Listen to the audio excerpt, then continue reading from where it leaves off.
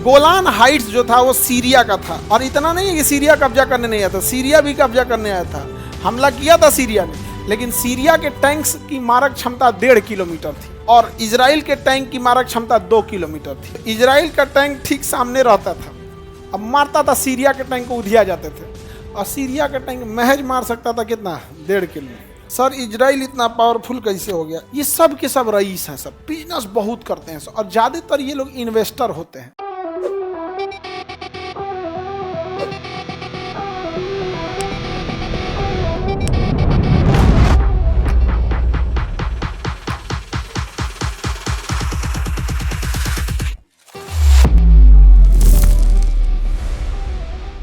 Israel के ऊपर में ना आपको एक पहाड़ी मिलेगा, गोलान की पहाड़ी। देखिए गोलान हाइट्स मिला, गोलान की पहाड़ी यानी गोलान हाइट्स। गोलान हाइट्स से पानी का स्रोत आता है। क्या आता है? पानी का। गोलान हाइट्स जो था वो सीरिया का था। गोलान हाइट किसका था? किसने कब्जा लिया? किसने कब्जा कर लिया? सीरिया में दम है तो ले लो, सीरिया के पास अगर दम है ले लो। किसका कब्जा लिया? सीरिया का। सीरिया का। और इतना नहीं है कि सीरिया कब्जा करने नहीं आया था, सीरिया भी कब्जा करने आया था, हमला किया था सीरिया ने। लेकिन सीरिया के टैंक्स की मारक क्षमता 1.5 किलोमीटर थी और इजराइल के टैंक की मारक क्षमता 2 किलोमीटर थी।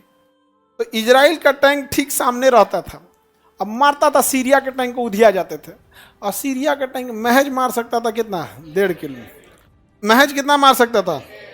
1.5 किलोमीटर। कितना? 1.5 किलोमीटर। समझ में आ रहा है कि नहीं आ रहा है?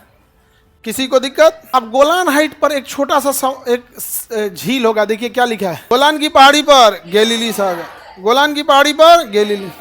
सर इजराइल इतना पावरफुल कैसे हो गया? इजराइल पावरफुल हुआ क्योंकि वहाँ पे शिक्षा अनिवार्य है, सबको पढ़ना है, सेना में सबको जाना है। और एक इजराइल, देखो यूनिटी कब आती है, एकता कब आती है? एकता तब आती है जब आपकी संख्या कम हो। तो यहूदियों की संख्या कम है और आपके चारों ओर दुश्मन हो। तो इजराइल में एकता का कारण ये है कि एक तो संख्या कम है और चारों ओर क्या भरे हैं? दुश्मन।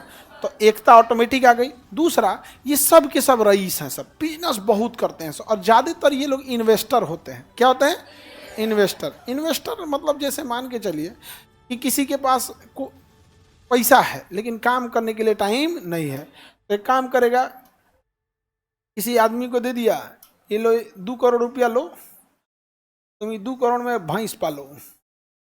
कंपनी रजिस्टर्ड करा देगा और कह देगा 20% तुम्हारा, 80% मेरा।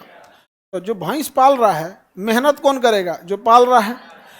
दूध निकालेगा जो पाल रहा है, बेचेगा जो पाल रहा है, और जब बेचने का प्रॉफिट आएगा तो 80% वो ले जाएगा जो इन्वेस्टर है, और 20% ही दोनों को फायदा।